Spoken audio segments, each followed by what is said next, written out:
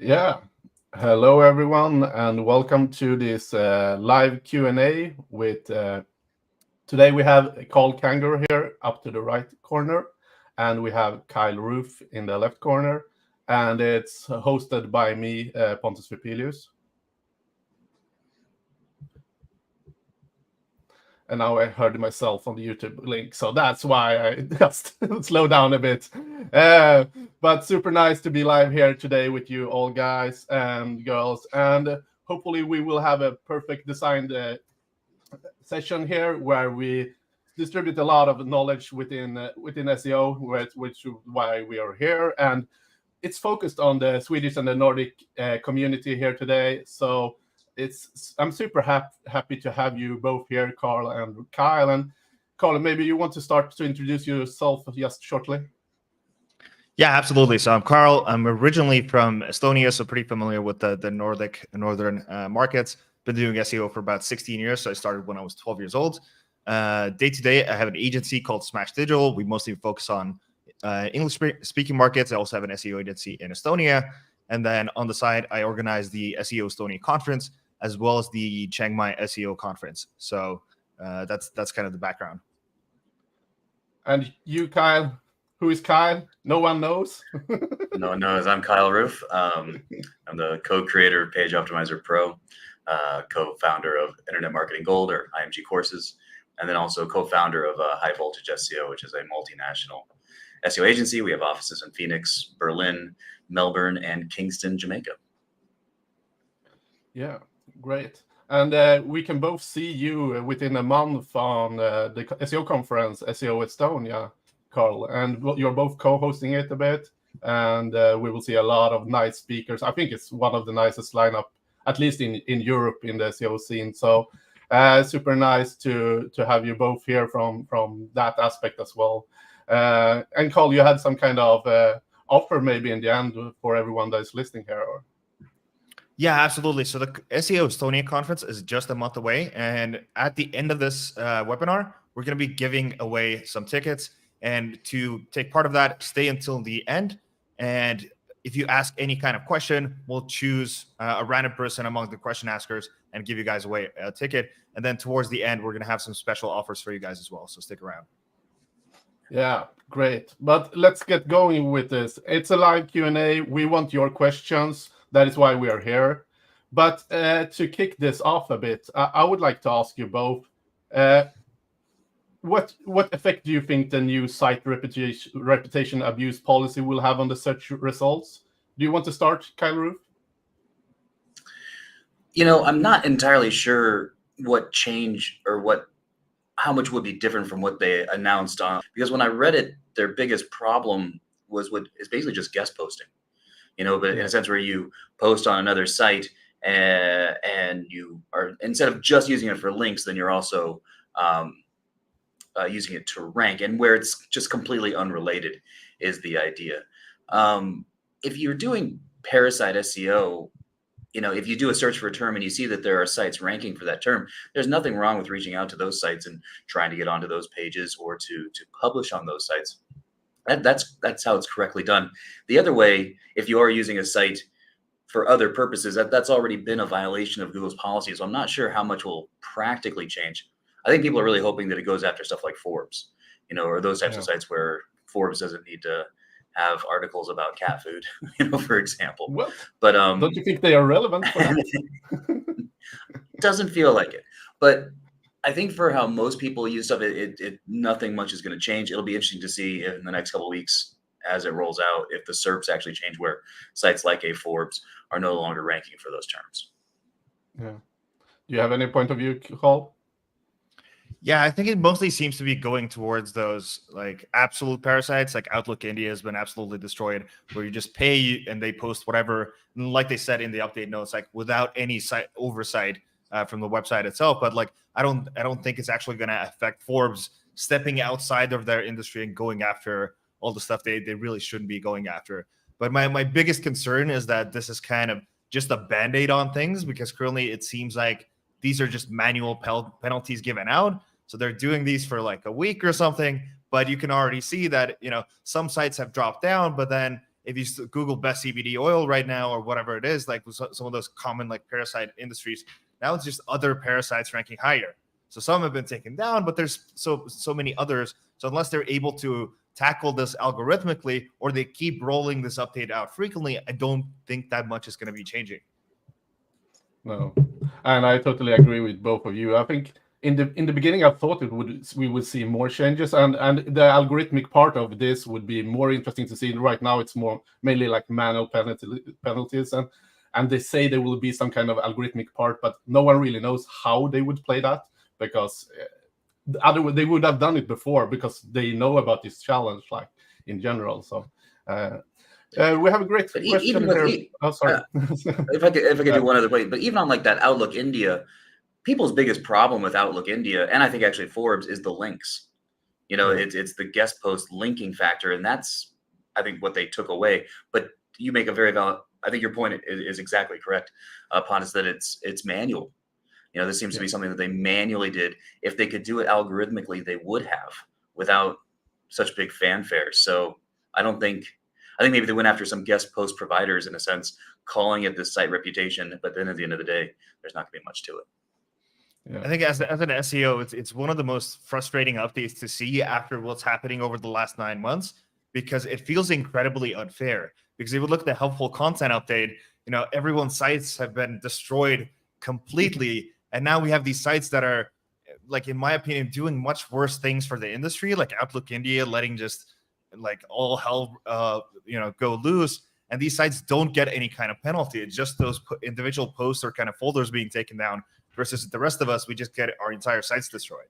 The entire site. It's interesting that it's like catalog classifiers versus site classifiers for real, because it's a similar situation, because they are saying like it's not helpful in any way, and otherwise they decide to go in different ways. And maybe we understand it because it's very big sites, and like taking them down 100% would be a challenge, but it's still very interesting that they decide to go very different routes with this.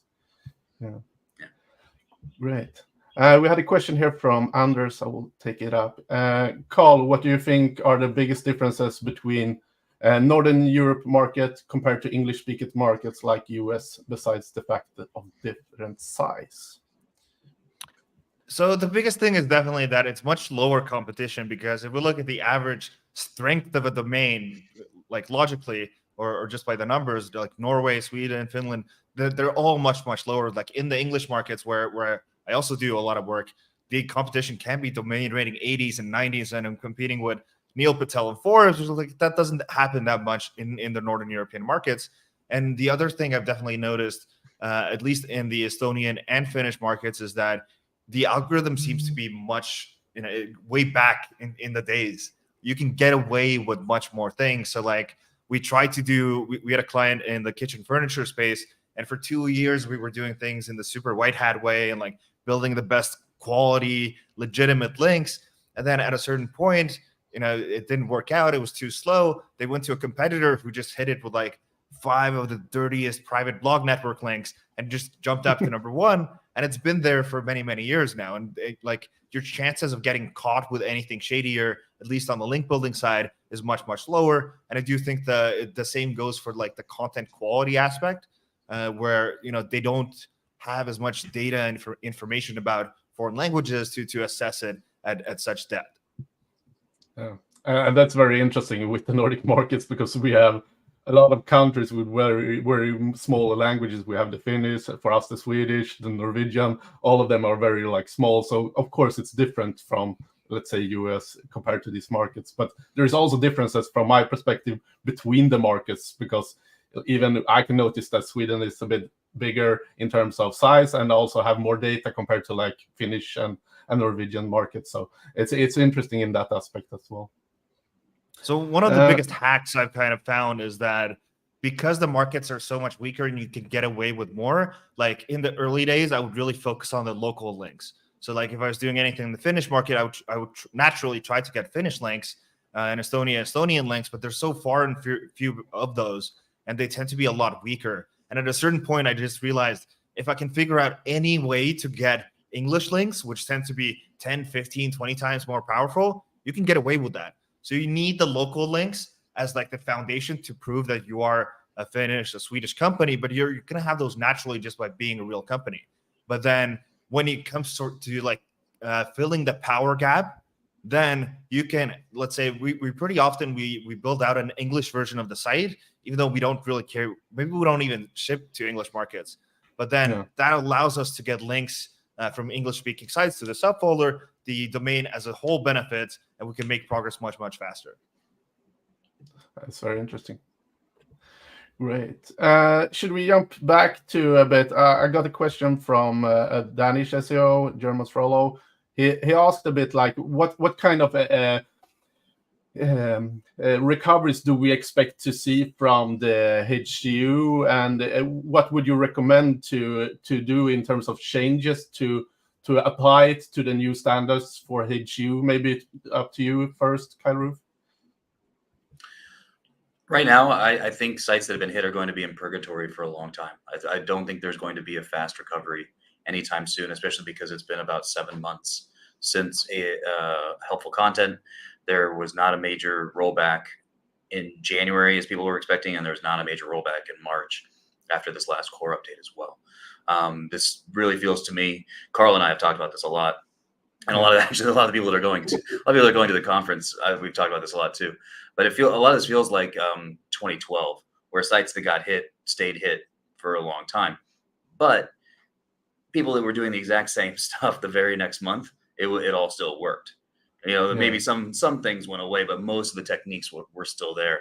And so I fear that if a site's been hit, they might say hit. Now, something that I would try is I would take some content that was affected. You're ranking on page 1 or something like that. Now it's gone, or it's gone way down. Try building a subdomain on your site, putting the content on there and see how it performs. Or if you've got a friend site that you can borrow from, try putting some of that content on another domain that wasn't affected and see if it ranks quickly. See if it gets back to where it was or something close to it. And that can maybe give you some direction on whether it's worth your time to work on the domain, switch over to a subdomain, or just cut bait completely and go to a brand new domain entirely. Have you conducted any tests regarding this yourself, Kyle? Or?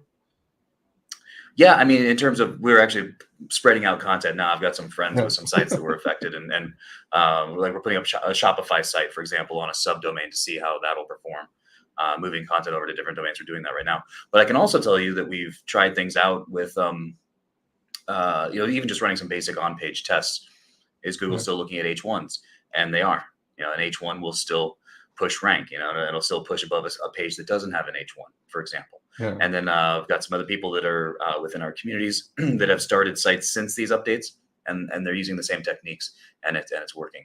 It's all still effective. So I fear that it was a manual thing where there's just a naughty list, and those sites that are on the naughty list are going to be in trouble for some time. But sites that were not touched, there's not much they need to change in terms of techniques that work. Nice. We have a question here from actually my colleague Hector here. Would you say that SEO will become more time intensive or less in the coming years? My feeling is that the quality thresholds have overall been upped during the last few years. Do you want to start off, Karl? Yeah, I think definitely it's going to be more time intensive because there is more work to be done. So both more time intensive in what you have to invest, but also what time period you have to do it over. So like if you look at the last 4 or 5 years, there's been a clear trend that links are becoming more and more important. So most of the sites that have been winning with previous updates are big authority sites. That's also part of the reason we see Reddit ranking so well. LinkedIn, Medium, like Quora, all these sites are just massive authority sites. And like some of my sites that have been hit by the October core update, so not the full content update, as well as the slightly by the March update, is that I wouldn't say any of the sites outranking me have more helpful content by any means, but they have way more links. So if I am starting a new site, before I had the chance of getting to a DR30, DR40 and starting to see trickles of traffic, we don't see that kind of sites ranking that often anymore. So if before you could get started with a new site and see progress in 6 months, a year, whatever, now it's more like you got to stick with it for 2-3 years. Yeah.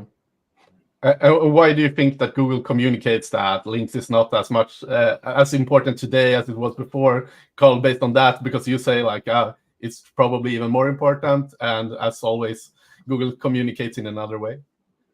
I mean, it's in their best interest. Like I really think it's kind of a PR stunt, right? It's just like they know they're relying on the links, but it is also something that's gameable, right? So if we look at like the 2012 update when they took down private blog networks, is like there's realistically nothing they can do algorithmically via private blog networks, because if they're done well, there's no way for you to identify them. So what do? So you take the most public ones, you do a massive takedown, say these are dead. You penalize a lot of sites, and it's kind of like fear mongering.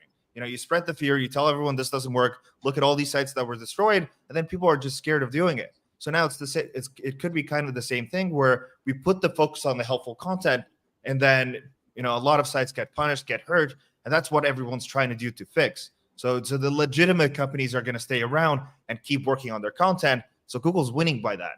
Meanwhile, the spammers might just be giving up. So I think it's, if that's true, that's a genius play on their part, because a lot of sites are putting so much more effort into their content, and that was their goal after all. I totally agree. It feels like, and what is interesting is it feels like it's differentiating the market. Either you go more spam or you go more white hat, like the middle segment is disappearing a bit. Do you agree with that? Or yeah, absolutely. Yeah. Something else they could be doing there, though, is as they rely more on, or they have more like SGE features, for example, and they see themselves going that way. SGE itself might not rely on that, but SGE relies on the results. So they might be saying, well, a big part of what our algorithm are these things over here, and they have nothing to do with links. But it's a little disingenuous, because in order to get into those areas, you also need to rank. So for them, they're making a true statement. Links aren't as important for these sections of Google, but in order to get into those in the first place, you still need links. So it allows them to kind of say both sides of things like they normally do, and then leave it up to interpretation from the community. And they're usually happy when that interpretation goes completely wrong. So I'll kind of give an example on this that I've given in a few of my talks as well. It's like, you can look at them as like politicians and lawyers. Like you can make a true statement, and like people will just interpret it whatever the way they want. So when Google says links are not a top 3 ranking factor, it's like people freak out and say links are not important. Links are not important. But it's like, okay, that's factually accurate, because the top 3 ranking factors are, if you have a no index tag on your site, you're never going to rank. If you don't have a single word of content on your site, we don't know what the page is about, you're never going to rank. If your site takes 20 seconds to load, you were never going to rank it for anything. So there you go. There's the top 3. But like, assuming you have the basics covered, then links are pretty important. And it's like, it's inevitable for them to remain a ranking factor. And currently, like, you don't need to go very deep to see evidence of that. If you look at any competitive industry, whether it's credit cards, whether it's mattresses or CBD, whatever, like, show me one site that's less than DR80 in the top 10 results for any of those. Like, it just doesn't exist. But it's also kind of different from segment to segment, and that's pretty interesting from my aspect, working mainly with Sweden and the Nordics, because as there are fewer domains, as we talked about earlier, it's kind of a situation where you really need to go authoritativeness, because if you go volume, it looks manipulated, it looks spammy, because it's also in relation to the kind of the competition. So that's kind of an interesting aspect when you're looking into smaller markets. Sometimes it's less competitive, and that's also impacting the kind of the strategies. Do you agree? Or when you're looking in Finland and Estonia, as you mentioned before? Yeah, I'd say so. And like, one other observation I have about kind of foreign markets is that there seems to be a little more randomness versus, like, if I look at the English markets, it's like usually there's very strong correlations with, like, the average DR on the first page is in the 50s and the 60s and the 90s. And then in Estonian and Finnish markets both, I see a lot of exceptions to that, where it's like, the top number 1, number 3, number 5 are DR70 sites, and then number 2, number 4, number 8 are like brand new 4-month-old DR0 sites. And I'm like, what is going on here? And sometimes their on page isn't even that good. Their content, there's just a lot of kind of outliers and exceptions where you can't like rationalize it. Like, there's not a single metric how this site is better, but it's still ranking okay. Yeah. We have a question, one more question here from Anders. Are pillar pages still a winning concept, stuffing everything in a specific topic on one page and then having a lot of supporting articles? What would you say, Kyle? I don't know that pillar pages have been all that successful for a while in terms of, getting that like 10,000 word page, because it's not an arms race. It's not getting all the words on the page. It's getting as much as you need, or as much as Google's expecting. But often where I think pillar pages run into issues is with centerpiece annotation. The idea is everything on this page tightly related to everything else, is it related to that main concept. And it's quite easy that like if you go 3 or 4 levels deep, even like a people also ask, you can get too far away from that central topic, and then what happens is Google starts to devalue the content on that page. So I think that's been a trend for some time, that those haven't worked as well as maybe they did 3-4 years ago, when people were really excited about them. You want to give Google the page that it's expecting, and so search for your term, look at what's there. If it's if the average page is about 1,500 words, then that's what you want to give it. If it's 3,000, that's about what you want to give it. But then that aside, if you give Google that page that it wants, then having supporting pages that are linking to it, that are concepts that are nearby, or concepts that relate generally to the site, that's still very, very effective, and something you should do to take advantage of the power that your site has on its own. Take advantage of that first. It's a very safe way to build up your authority and still push rank. Yeah, and in some way it's kind of funny where these concepts, like the similarities between semantic content networks and pillar pages, is kind of what you interpret it into it. Like for me, I'm a big follower of Korea and like worked a lot on those kind of tactics, and when I'm looking back 2-3 years on the kind of the strategies that you were using, or I was using in terms of like topic coverage, they have a lot of similarities. It's more like how you distribute the topics. Do you agree, or do you see it as very different tactics? No, I think you're right. It's kind of like we've got all of this stuff that we need to say. How do we do it? Do we put it into smaller group, but like larger pieces, or do we spread it out across like thinner, if you will, content, but more of that? You're exactly right. It's just kind of like figuring out what you need to get on the site, and then in which way to chop it up. Yeah. Great. Let's take a question from my list here. Do you think that Google will release SG on Google I/O tomorrow? No. Start call. Kyle looked like, I don't have no clue. I don't think so. I mean, they keep pushing things back. There'll be a rollout for sure, but I don't know that it's going to be an amazing and awesome thing all in one day. We got a question here from Victor. What do you guys think about 301 redirects and expired domains with good DR? As was mentioned before, it's easy to get away with such things on non-English websites, but what are the long-term effects on larger sites with US traffic? Do you want to start, Carl? Yeah, so I've done a fair bit of this. We have a lot of clients who do this type of things. I think Google is kind of going after them to an extent, but the key thing they're going after is like complete abuse of it. So imagine I have a digital marketing site and I buy like a cooking site that was a DR60, and then I try to merge that, and like I don't add any pages, I don't add any content, I just bought it and redirected. Like that type of stuff is way less effective now, and I do think it's more risky. But if you do it in like a legitimate way and it is highly relevant, you do it to a trusted site, then it still works incredibly. And I don't think that's going anywhere. So, if I have a low authority site, so let's say I have a DR20, DR30, some kind of affiliate site, and I buy a DR60 domain, redirect it in, like that's not going to do anything because I don't have the credibility to pull that off.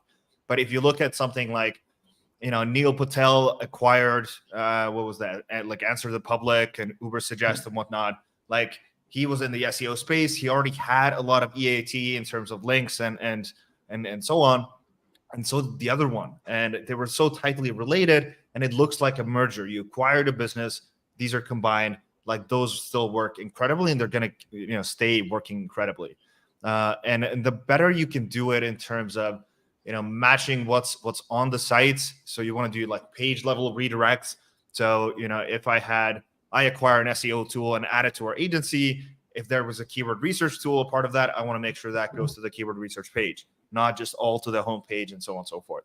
So you need to be smart about how you tackle it. You want to make sure it's relevant, and you want to really vet the backlink profile of it as well. So make sure that if you're buying the domain that's a DR40, that DR40 is actually justified. So if you're just using some kind of marketplace and buying off the metrics, that's not a super smart way to go about it. As we discussed earlier, this is one of those things that Google mentioned in that the site reputation abuse is specifically what Karl mentioned, where you're 301ing a domain that has nothing to do with your site to you. And so from that perspective, you should be able to do a lot of one-to-one redirects where you're redirecting this URL on the old site to this specific page because you have a similar page. And if you can do that, then you're probably in good shape. If you can't do any of that, then that's something I would avoid. Yeah, and it's interesting because we talked about like Google being the politician, and when they update policies, of course, like they say something specific about expired domains, and they are going after some smaller scenarios or some SEO influencers that have done something to prove a point. But do they really do it algorithmically then? I can't see that I've seen that much about it either. So it's very interesting. Someone here says good morning. Yeah, good morning. Great. Let's jump on here. Do you believe that focusing solely on building an actual brand business is the viable way for new sites today? Can pure affiliate or content sites still achieve success repeatedly in the current environment? You want to start off, Kyle? Can you create a solely affiliate site today? You can. I think you need just to be very careful about how you're monetizing and how many outbound links you have going from the site. Kind of that outbound links versus inbound links and the number of pages on your site. That's where I would try to be cautious because I think that's what they hate. It's the idea that an affiliate site by definition is a doorway page, where you've just ranked for a random keyword. Somebody comes to the page, they read the article, whatever it is. But then in order to convert, to buy that thing that you're advocating, they have to go somewhere else. You funnel them somewhere else. That's a doorway page. So you can create affiliate sites or niche content sites, and they can monetize, but you need to be careful to avoid being a doorway page. You need to make sure that you got your conversions in a way that as much as converts on the site as much as possible. So I think you can do that without a brand.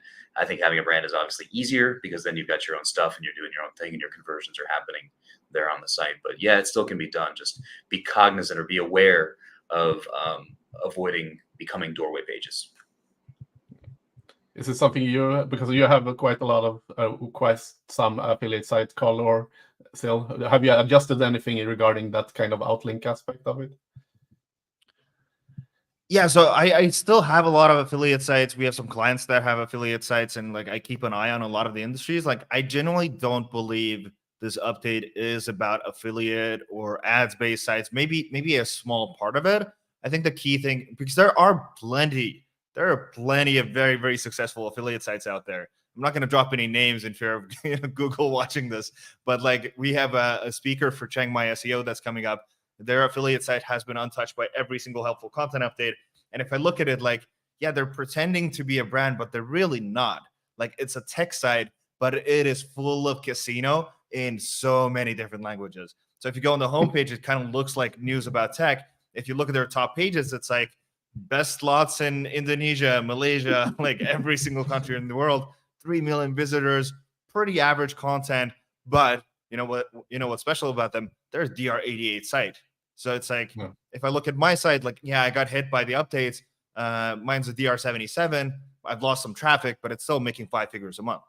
And there's plenty of my competitors that are still crushing it. Like, I don't think it's about the affiliate side. There's definitely changes I'm making, but it's more like not about being less affiliate. I'm just trying to be less SEO. So like some of the changes I'm making is You know how we all have like those garbage like FAQ questions that are kind of like pointless from a user's perspective, but we were just taking them from people also asked.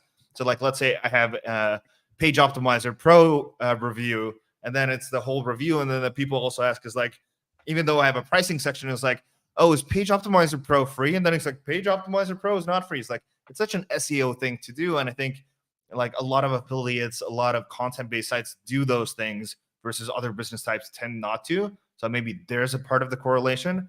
And the other thing, you know, I'm obviously a strong believer these updates were heavily link focused. I think a big issue is that these affiliate sites tend to be, they need to use the same link building strategies, which I think are being affected as well. So if you look at the average Amazon affiliate site or whatever, so many of them are reliant on effectively guest post farms, because legitimate sites, they see an affiliate sites, they're never going to link to it.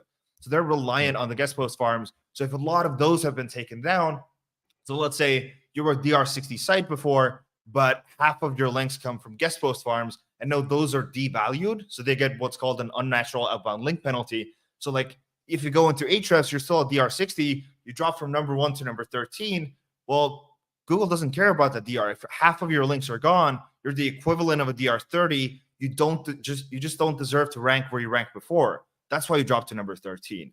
And like that's another explanation of why there's been no recoveries, you know, in the last 7 months, because to build that link gap again, it takes a long time.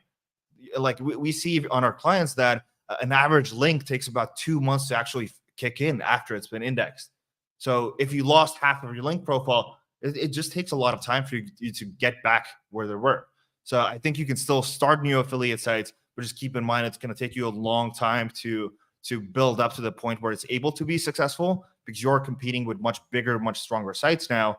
And then the quality standards overall have just been raised, both on the content side and everything else.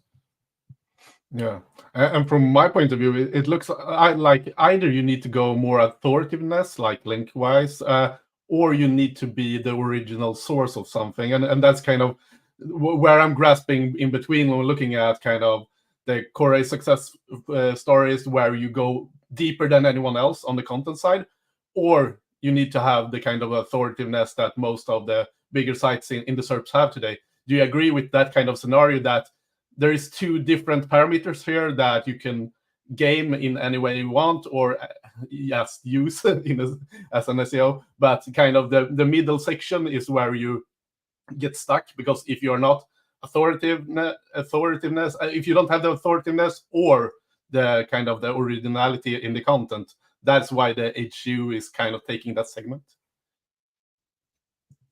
Yeah, I think it's always a balance of all the ranking factors, right? So it's like, of course, if your competitors are worse at on page, then you can win with, you know, better on page, and you might not need as many links as them.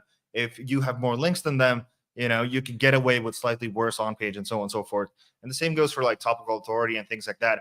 I do think topical authority in the upcoming years is going to become less important, because it's such a gameable thing. Like one of the reasons it was valuable is because it was hard to do, and it kind of proves your expertise.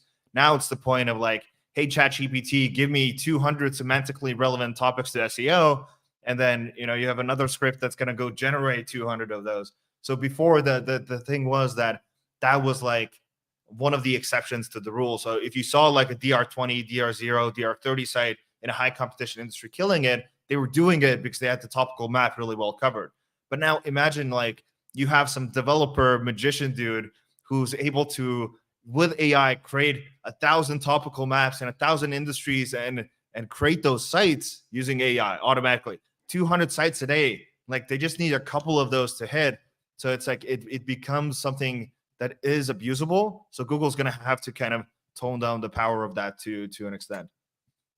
Yeah, but that's kind of the interesting aspect from my perspective, at least, that I don't really agree, because the kind of the concept is that you need to have some kind of originality in terms of adding value. Thinking about it like adding new data to kind of a knowledge base or whatever, because if you are the only kind of entity that is adding that kind of information, you can't have created it from ChatGPT because everyone has the same knowledge base there, and that's very interesting from that aspect, because that is why I'm saying it's kind of two segments. Either you need to be the expert that actually shares new information, or you need to be the authoritative actor. Yeah, so the key issue I have with information gain is that Google can't verify any of that information. So imagine like there's a million articles about Elon Musk out there, and it's, you know, he owns Twitter and SpaceX and Tesla and all these things. If I create a new article and I just claim, you know, Elon Musk is actually a professional ballet dancer, that's a brand new piece of information. That does not make it true. And like a lot of things ChatGPT hallucinates and makes up, that can be new information, but like there's no way to verify that. It doesn't make the content any more valuable. So it can't be like a significant ranking factor. Now, over time, that may change, right? So if I was the first person to claim that he was a ballet dancer, and then, you know, 6 months later, everyone on the first page starts repeating that information, then, you know, you can give me credit that, oh, I was the original one to come up with that. But like, okay, now that's also gameable, because now I can just, let's say I have, you know, best SEO tools, and I start listing my made up tool as number one. Now I publish 10 guest posts that also listed as number one. Okay, well, now I get credit for that information gain. Yeah. What's your take, Kyle? I think it's interesting, and an interesting discussion point. My first question is, Karl, are you saying belly dancer or ballet? Ballet. Ballet. Because I'm trying to picture Elon in both scenarios, and I like them. I like them both. I like them both a lot, actually. I think they'd both count as information gain. I'm still on I'm still on the topical authority train. I do think you need to answer all the questions, and it's an interesting idea of how does new information get counted as, okay, this is part of that topic. Because if Google doesn't have a reference point for it, I don't know how they would actually get it in there. I don't disagree with Karl that it's gameable, but I still think it's something that's needed. But maybe where maybe the balance comes in, as you're talking about, is something where there's UGC, you know, that there's a community that's commenting on this content, that's providing that level of verification, you know, at least for that community, you know, with upvotes and downvotes or comments on it saying that, yeah, this is authoritative and this is correct.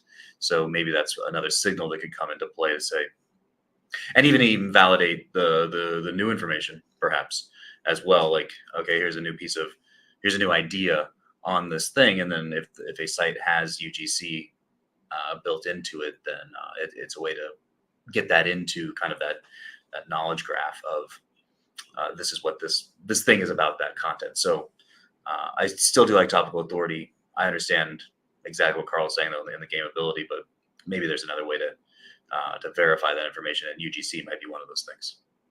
Yeah, great. We have a question here from Heikki. Let's pull it up here. What is the best AI tool at the moment for SEO articles? You want to start off, Kyle?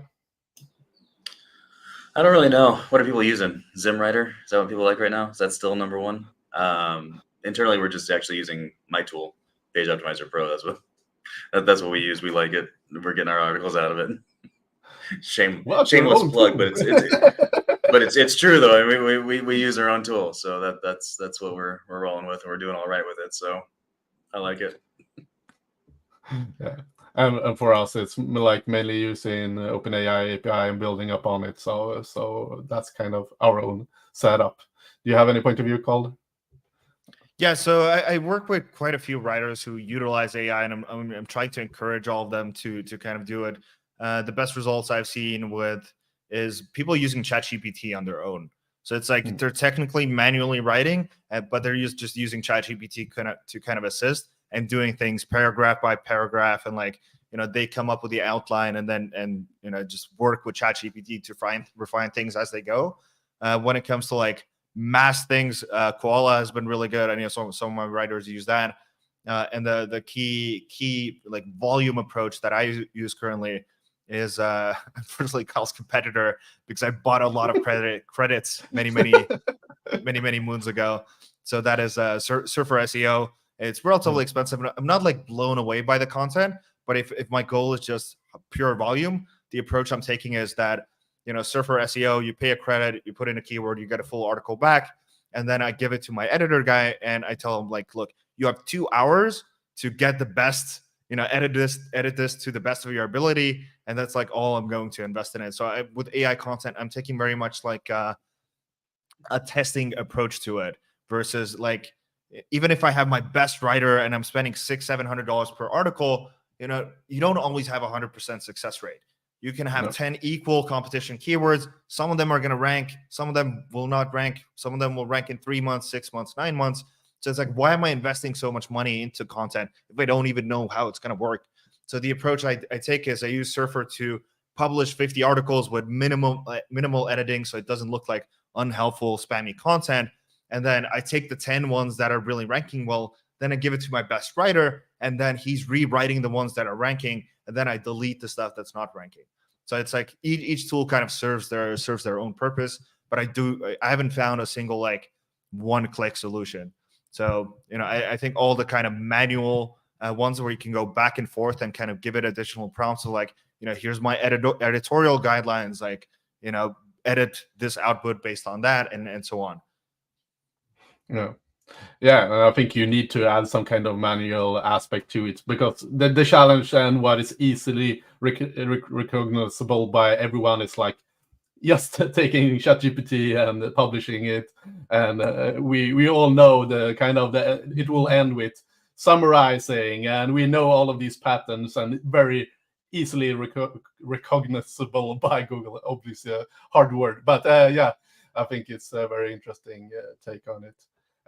We have a very long question here. Let's see if we can pull it up so everyone can read.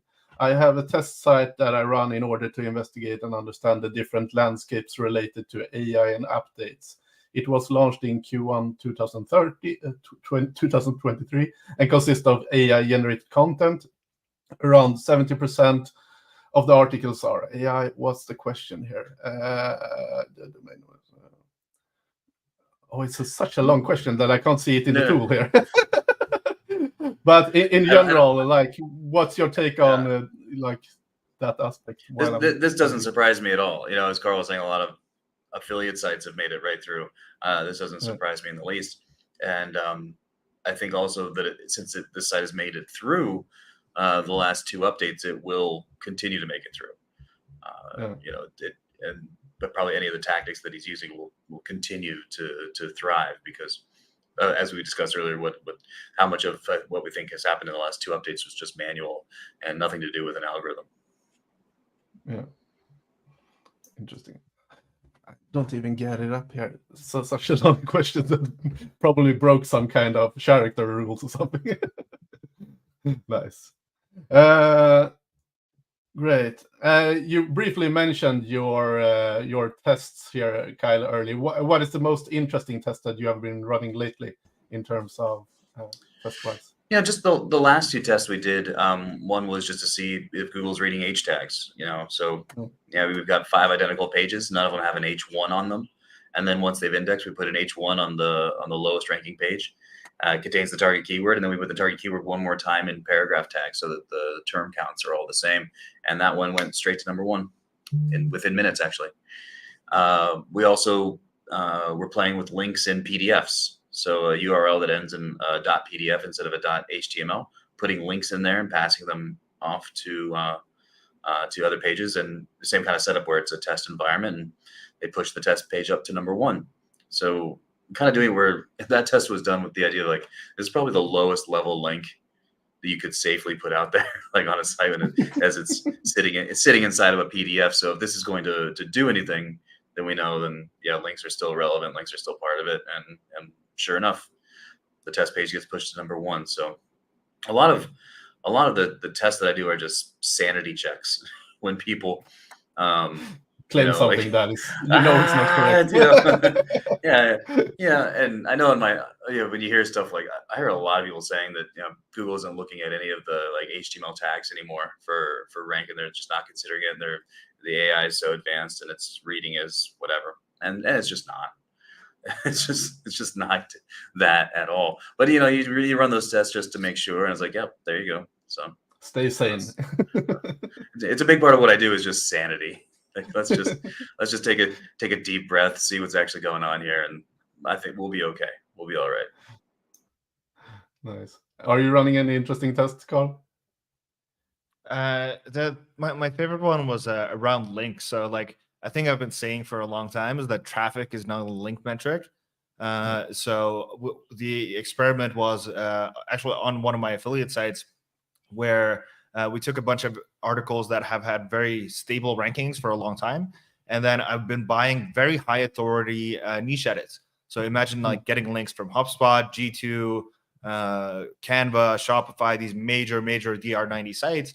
And what like the pages, half of them got links from pages with traffic. So they were actually ranking for and getting 500 plus visitors a month. But they're all equal quality links. So the kind of question was that are links that are actually ranking for keywords going to make a bigger difference? And there was absolutely zero difference in them. Nice. Yeah, and what I'm running is right now is kind of a small test on the kind of n-grams and the site-wide n-grams, and I think it's super interesting in terms of like the topicality and everything, because on the other side, running without links and the kind of how you can conduct the kind of the topical authority with just kind of a nice n-gram structure, and it seems to work well still. So yeah, there is a lot of different tactics and strategies to continue with. Absolutely. We had a question here from Heikki. I'm not sure anyone would share this if they knew, but what are the top 3 trending affiliate niches to look out for in 2024? Do you have any ideas that you want to share, any of you? I'm never any good at picking any niches personally. I wouldn't be the one to. It does feel like you want to go for the highest ticket, right? The biggest thing, the highest ticket thing you can sell. Always seems to be not a bad way to approach it. I maybe have one case that I think is still interesting, and that's kind of gambling US, and mainly just because of now that it's actually affecting a bit on the site reputation aspects, because there's so many like rented catalogs there. So like smaller sites is still very big sites, but kind of niche sites can actually compete there, where the kind of the bigger sites have challenges with rented catalogs. So we've seen some scenarios there with shifting SERPs in the US. Nice. I'd say one trend is definitely the AI world, because there's so many new AI tools that are popping up. So if you look at like, if you put AI content writers, for example, in Ahrefs, and you look at the search volume trend on that, we have a few companies in our clients that kind of jumped on those things. And I'm seeing we've had a few leads for the agency come in for similar things. So like the recent one I was talking to last week was AI voice, AI answering, or some AI answering service or something like that. So like a tool that's going to be for local businesses where, before it went to voicemail or receptionist, there's an AI tool now that's going to be answering. And if you look at the Google or even Ahrefs trends for that search volume, it's at like 500 now, but the projection is like this. So a lot of those software things, if you get those pages up now, start aging for them, there's a lot of potential there. Nice. I have one more question for you, Carl, here from Germans. Like, when you are looking into kind of investment with your investment part, what are you looking after from a kind of an SEO perspective when you're looking at an investment? So I worked a long time with an online business broker called FE International. And one of the things I learned from them is that when it comes to investing, especially in businesses, like the easiest first step is always like, or the initial thought for all of us is like, how much am I going to be able to grow this? Like the idea is that I'm going to add a 20%, it's going to be worth more and more. And the thing I learned from them is that you want to invest in businesses that are going to be good even if nothing happens, or even if it declines 20%, it's still going to be good. So even though our kind of concept is that we're going to buy a business and then our goal is to use our SEO agency to help grow it, the investment decision comes based off, can we buy this, have it be a screw up, and it would still be a good investment? So that's like one of the key things we look at. But then on if there's any kind of business changes, we can make it to immediately grow the value of it. So for example, there's a fund I'm an investor in as well. They bought a software as a service tool, and they bought it for millions, but like it only had one pricing tier. It was just $9.99 a month. And then immediately they added a $29.99, a $49.99, and just changed up the pricing structure. And then by making one tiny change, they added, tens of thousands of recurring revenue immediately.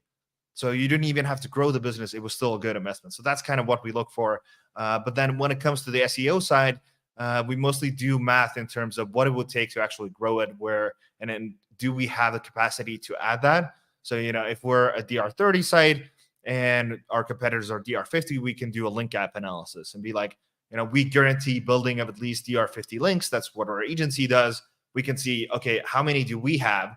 Let's say we have 50, our competitors have 150. Then it's like, okay, to get those 100 links, it would cost us $60,000. Are we willing to invest that to kind of try and close that gap? And then you can also look at estimates of, what kind of traffic are they getting according to Ahrefs? How much are we getting?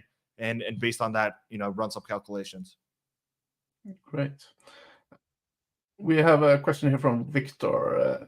Programmatic SEO related question. When creating hundreds of pages from a data set, should I be concerned about publishing frequency? What would be the optimal approach to publish all pages at once or spread them out over time? And this should this be a concern for such a site? Do you want to start off, Kyle? This is a question that gets asked a lot, and I don't know that there's a great answer to this. The one time I'd be concerned about velocity, like content velocity, how much you're publishing, is if your site was doing one post a day and then you got an AI tool and the next month you put in 5,000, and then the next month you put in another 5,000. So you went from doing like 30 a month to 5,000. That seemed to me a very easy red flag for Google to find, because they can just look at the number of index pages and say that it's not humanly possible to create that much and just ding you that way. So that's just a tinfoil hat concept on what could happen. Do they do that? I don't really know.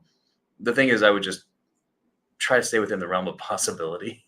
If you're not like the BBC, you're not CNN, you're not Fox, you're not a news corporation that has just this massive team that can generate thousands upon thousands of articles. If you're not that, maybe look what would be reasonable for something within your niche, even if somebody's doing it aggressively. And maybe that's what I would use as my gauge for how much I would publish. But that's just kind of a guiding principle that I would think about, not anything that I've seen or can tell you, for sure it's this way or that way.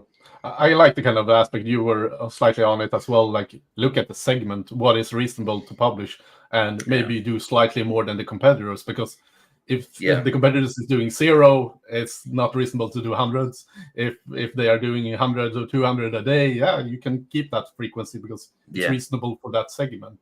Exactly. Stay sane in the segment, and it's not possible to generalize those kind of aspects. Very hard. Right. Do you have any point of view on it, Carl? Yeah, completely agree with that. Like, just don't go crazy with it, but like doing it in batches is totally fine. So, if I had a programmatic site and I'm going to be doing 5,000 pages, I think 500 will be a totally reasonable thing to kind of start off with. And I would just publish one category, give it a bit of time, also to see how that performs. See if all of that gets indexed, make sure all my code, everything is good, and like there's enough uniqueness and so on, and then roll the rest of those out over time. Yeah, and I would say also try to go on kind of one category, but stay the site like a bit broader, and then you can, as you say, drop them category by category, so you don't spread the articles across a lot of different topics, because that will look very like messy in the beginning for Google to try to understand what the site is all about in that terms. Great. No other questions in that sections. Maybe more for you, Carl. Kyle, I guess you are integrating AI in PageOptimizer Pro in terms of your work process. Carl, like when you're working day to day, how are you like using AI in your to like simplify the work in essence? Yeah, I'd say it's a lot of like data work and just formatting and like all these random things. Like if I don't know and something to do in Excel or I don't know, separate first names and last names. Like all of that stuff is so much easier these days. And then a lot of like idea generation. So if I'm doing any kind of copy work or marketing stuff, like I'll use it as a brainstorming tool. But honestly, I'm not like, it doesn't change my day to day that much beyond getting it integrated into content processes as well. Yeah. We have a question here. I'm not really sure it's such a relevant question for now, but let's pull it up here. How can we use meta keywords in an internal search engine potentially affect web pages negatively? Like in essence, I guess it's all about like, would you say having meta keywords on pages today is a negative aspect? No, I think it at worst is just ignored by Google. It's something that could help, like in AdWords, though. It could help your score within the AdWords option to have that on there for relevancy. But if, in terms of SEO, it's just going to be ignored. I don't think it's going to be any kind of negative penalty for putting anything there. I agree. Great. I think that's kind of the questions we have here. Carl, did you have any other questions you wanted, or should we Why don't you let them know about the conference?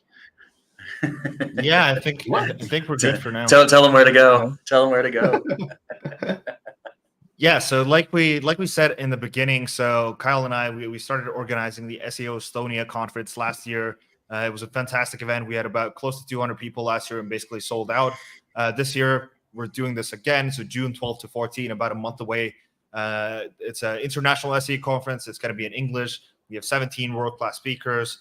Kyle Roof, Kaz Radash, Corey Tugberg, and then many others. You can check out, who's speaking and the agenda on SEOstonia.com. We have 2 separate masterminds, one VIP one and one for kind of general. We have a lot of networking events, and our goal really is to make it as valuable as possible from the networking perspective. So like the talks and everything is cool, but like the cool thing with us is that all the speakers are there to actually take part of the event.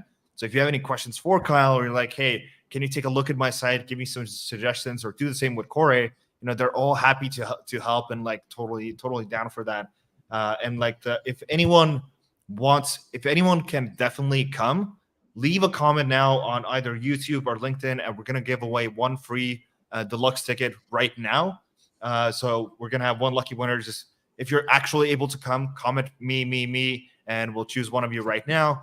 And then also our ticket prices go up in 24 hours. So we have 2 kind of special offers for that. Is that if you use the coupon code Sweden, then you get 100 euros off any ticket type. That'll bring you back to the early bird prices of when we first launched. And then for the next 24 hours, I'm going to choose between all the people who buy tickets, we're going to take one person and we're going to upgrade their ticket to a VIP ticket for free. So that's about 1,700 euros of kind of ticket value right there. But yeah, super excited for the event. I hope to see some of you guys there. And also, if you have any questions about it, then we'll stay on for a couple of minutes and answer any of those. Great. We'll put all the names into ChatGPT. So put it into. Well, we're gonna put all the names into ChatGPT, and ChatGPT will select. So if you don't get picked, remember, it wasn't us. It was the AI. Don't blame me. Not select you. All right, yeah. I'm gonna run the prompts now, and then we'll come up with a winner. So I see 4 people right now who said they could come. We have Magnus. I think it's at least 8 right now, or something like that. Yeah. Okay, please.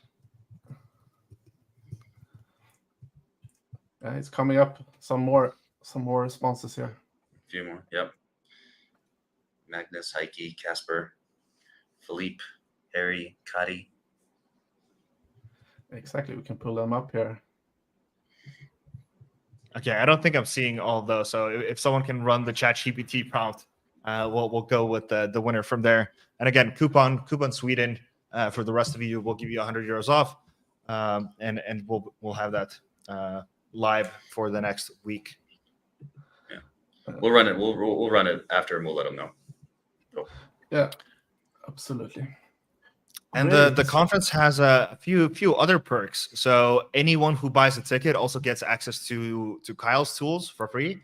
So I believe deluxe and VIP tickets get 2 months of free access to PageOptimizer Pro, as well as his other business, which is Internet Marketing Gold, which is basically like Netflix, but for SEOs. So you get access to dozens and dozens of amazing SEO courses by real world experts, completely for free. You can choose whichever ones you want. Personally, I've loved it at all because it gives me access to all of Kyle's knowledge. So he's got several courses in there, a bunch of talks, and there's also a really, really cool community aspect of it. Yeah, super nice. But as we said, like, should we? I think we maybe should run the query here afterwards and maybe say thank you for today, or what do you say? Awesome. That's great. And somebody was asking what the coupon was. The coupon's just Sweden, right, Karl? Yes. Coupon code Sweden. I'll put it in both of the chats as well. And then within the next literally 20 minutes, one of you is going to get a message from us with the winner. So if you don't get that in the next 20 minutes, then you probably didn't win. It wasn't you. So in about 25 minutes, you can comfortably buy your ticket, and we'll see you there. And I promise personally that it will be worth the trip and your time as well. Yeah, and I think it's so fun, like from my perspective, that a big SEO conference in the Baltics, close to Sweden, close to the Nordics. We need it, so it's nice that you host it, and I'm very thankful for having this Q&A with you today. And let's just have a fantastic day to all of you. And thank you, Karl and Kyle, for this session. Thanks so much. Appreciate it. Take care. Have a nice day. Bye.